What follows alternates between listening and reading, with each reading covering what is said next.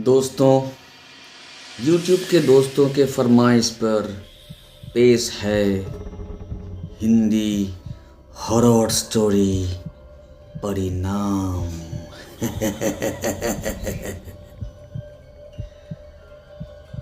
दोस्तों, जिन लोगों को थ्रिल पसंद हो वो ज़रूर रात में ड्राइव करना बहुत पसंद करते होंगे, और ख़ास करके अगर वो रात बरसात की हो तो मज़ा कुछ और आ जाता है। ऐसे ही एक दिन मैं अपना गाड़ी लेके निकल पड़ा लॉन्ग ड्राइव के लिए। अंधाधुंध बारिश हो रहा था। इतनी ज़्यादा बारिश हो रही थी कि पूरा स्वर्ग का फीलिंग आ रहा था।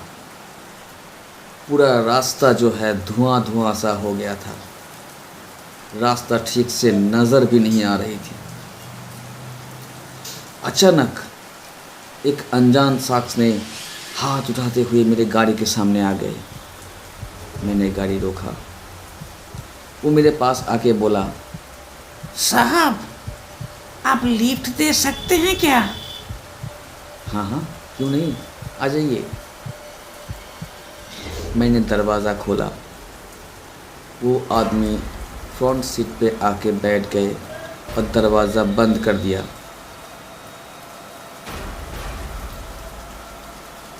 साहब, आप गोविंदपुर जाएंगे क्या? गोविंदपुर? ये गोविंदपुर कहाँ है? ओ साहब, ये यहाँ से 10-12 किलोमीटर पड़ता है। 10-12 किलोमीटर? लेकिन मैं तो दुर्गापुर जा रहा था, हाईवे पकड़ लिया था हावड़ा से। लेकिन साहब, आप तो गलत रास्ते पे आ गए। यहाँ से आप दुर्गापुर जा सकते हैं, लेकिन बहुत घूम घाम के जाना पड़ेगा साहब। अच्छा, तो फिर ठीक है। नहीं साहब, ठीक नहीं है। मतलब आपको इस रास्ते से नहीं आना चाहिए था। क्यों? क्योंकि जो भी रात को इस रास्ते से जाता है उसकी बॉडी दूसरे दिन पास वाले खाई में मिलता है, जख्मी हुई या फिर मरा हुआ। ये आप क्या कह रहे हैं? कोई डाकू वाकू है क्या? नहीं साहब, डाकू नहीं है, चुड़ैल है, चुड़ैल। चुड़ैल? या क्या कह रहे हैं? हाँ साहब, मैं सच कह रहा हूँ।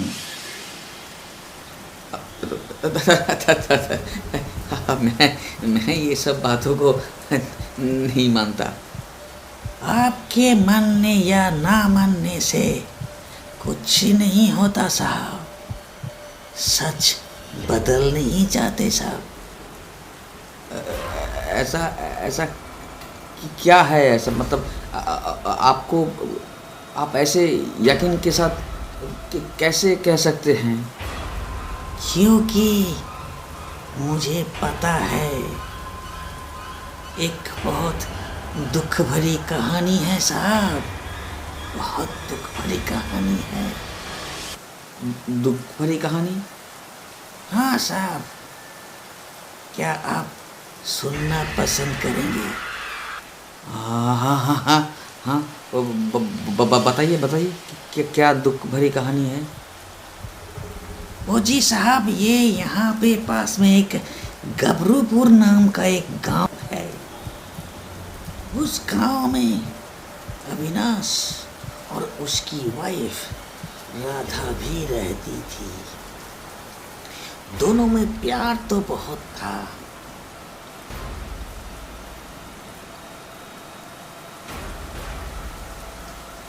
कभी कभी तो दोनों में बहुत झगड़ा भी हो जाता था।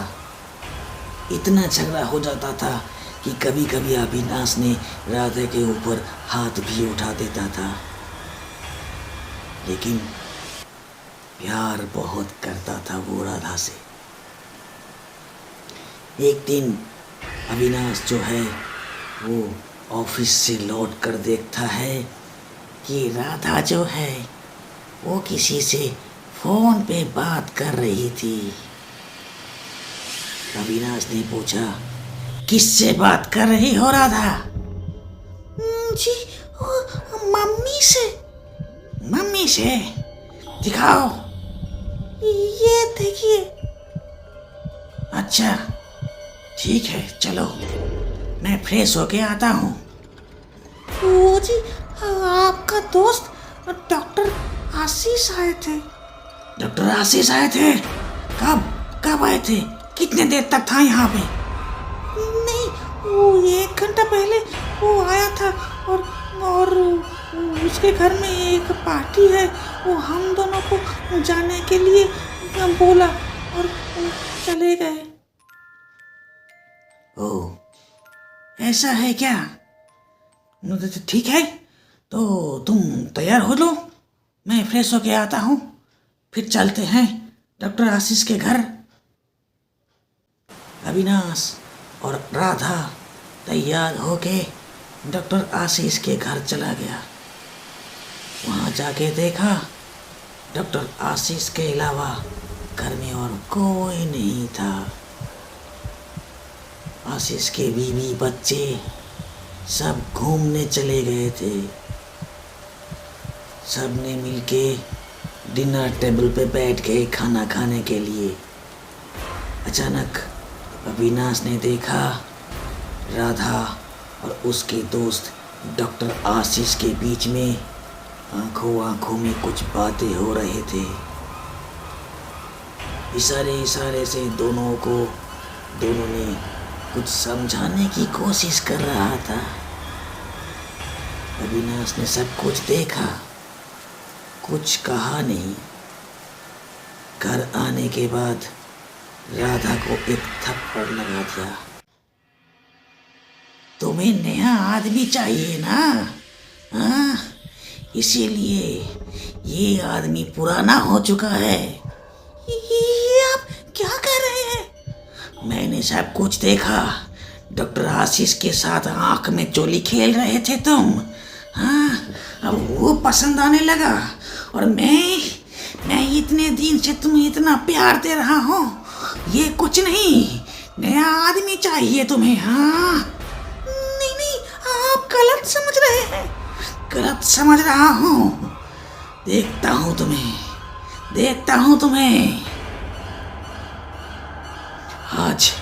आज तुम बेड पे नहीं सोओगे, चटाई डाल के नीचे सोओगे आज। हाँ, देखता हूँ। ठीक है जी। उस रात अविनाश बेड पे सोई और राधा नीचे चटाई डाल के सो गई। अगले दिन सुबह अविनाश तैयार होके ऑफिस के लिए निकलने वाले थे। अचानक राधा की आवाज़ सुनी। वो किसी से कुछ कह रही थी। सुनो, तुम किसी तरह इस जंगल से मुझे निकालो, नहीं तो तुम्हारी खैर नहीं, मैं तुम्हें देख लूंगी। ये सुन के अविनाश को बहुत गुस्सा आया। वो तुरंत राधा के सामने आ गया। ये तुम किससे बात कर रही थी राधा? मम्मी से। चुप रहो, झूठ मत बोलो। आज के बाद तुम इस घर में दिखाई दिया तो तुम्हें खून कर दूंगा। ये आप क्या कह रहे हैं? मैं सच कह रहा हूँ। क्या सोच रही थी? तुम उल्टी सीधी काम करोगी और मुझे पता नहीं चलेगा। हाँ, मैं ऑफिस जा रहा हूँ। आते टाइम तुम यहाँ नहीं रहोगे, घर से निकल जाना। ये मैं जानवर हूँ ना? हाँ, मैं जानवर हूँ। दिखाता हूँ मैं कौन सी जानवर हूँ। अविनाश टिफिन लेके ऑफिस चला गया, लेकिन कुछ ही देर के बाद वो लौट के घर चला आया। आके बोला, राधा, मेरी तबीयत कुछ ठीक नहीं लग रहा है। क्या हो रहा है समझ नहीं आ रहा।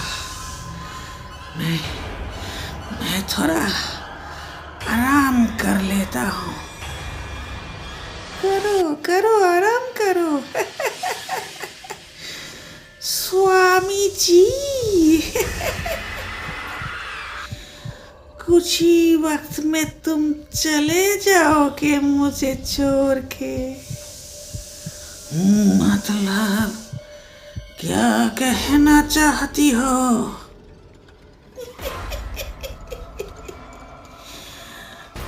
मेरी स्वामी स्वर्गवासी हो जाएंगे। मैंने आपके खाने में जहर मिला दिया था। ये तुम क्या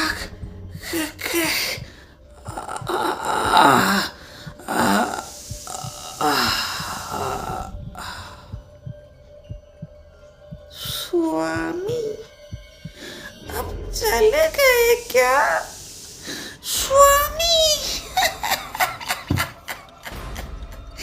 स्वामी स्वर्गवासी हो गए।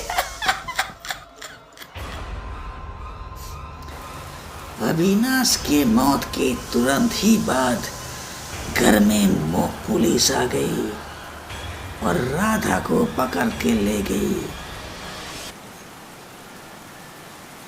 इन्वेस्टिगेशन शुरू हो गया और इसमें दोषी पाया गया राधा,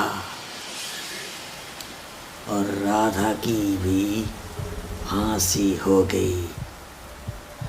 उसकी कुछ दिनों के बाद डॉक्टर आशीष की लाश मिली पास वाली खाई से। वो इसी रास्ते से जा रहे थे। क्या हुआ पता नहीं, लेकिन उसकी कार एक्सीडेंट में मौत हो गई। इसके बाद से बहुत सारे ऐसे कार एक्सीडेंट्स हुए हैं, और सारे के सारे एक्सीडेंट्स जो हैं वो रात को हुआ था। लेकिन सब जानते हैं ये एक्सीडेंट्स जो हैं किसने करवाई थी। एक मिनट। आप कह रहे थे कि भूत का चक्कर है, तो यहाँ से भूत कहाँ से आ गया? डॉक्टर आशीष की मौत यूं ही नहीं हो गई थी साहब। ये एक्सीडेंट्स करवाया गया था। हाँ साहब, ये राधा ने करवाई थी। राधा ने करवाई थी? राधा की तो फांसी हो गई ना।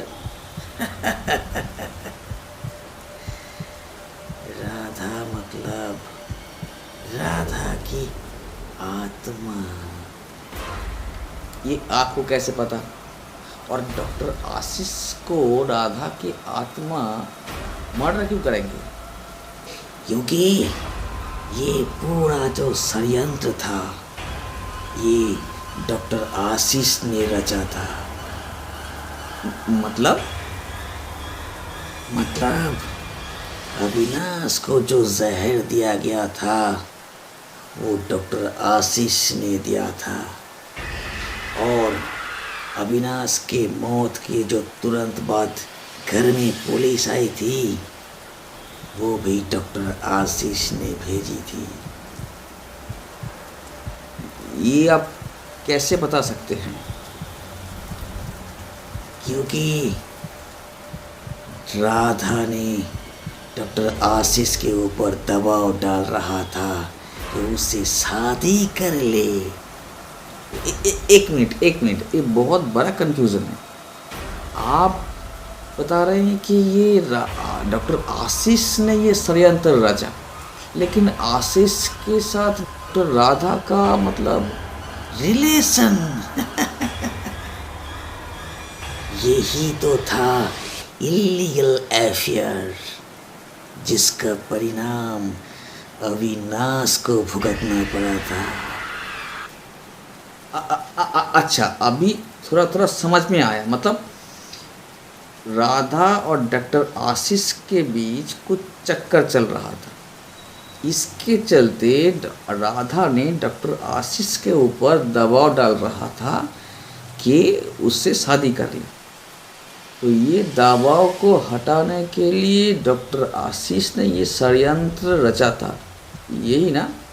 जी बिल्कुल सही समझ गए। लेकिन एक बात बताइए, ये अविनाश, राधा और डॉक्टर आशीष, इनके बीच में क्या चल रहा है ये आपको कैसे पता? मुझे राधा ने बताया। राधा ने बताया? लेकिन वो तो मर चुकी है ना?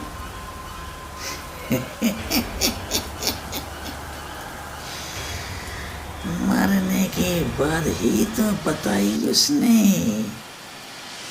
आपके गाड़ी के बिल्कुल बैक सीट पे वो बैठी है। अरे ये मेरे बैक सीट पे ये कौन है? ओ समझ गया, आपको लिफ्ट देने के टाइम पे ये मेरे गाड़ी पे चढ़ के बैठ गई थी, है ना? बिल्कुल नहीं, बिल्कुल नहीं। मैं हूँ अविनाश और वो है राधा। यकीन नहीं आता तो आपकी गाड़ी के शीशे में देखिए। हाँ हाँ, मैंने अपनी गाड़ी के शीशे में देखा, कोई नहीं थी, कोई नहीं थी। मैं बहुत डर गया। उसके बाद क्या हुआ कुछ पता नहीं चला। दूसरे दिन जब मेरा आँख खुला तो मैं देखा कि मैं अस्पताल के बेड पे पड़ा हुआ था।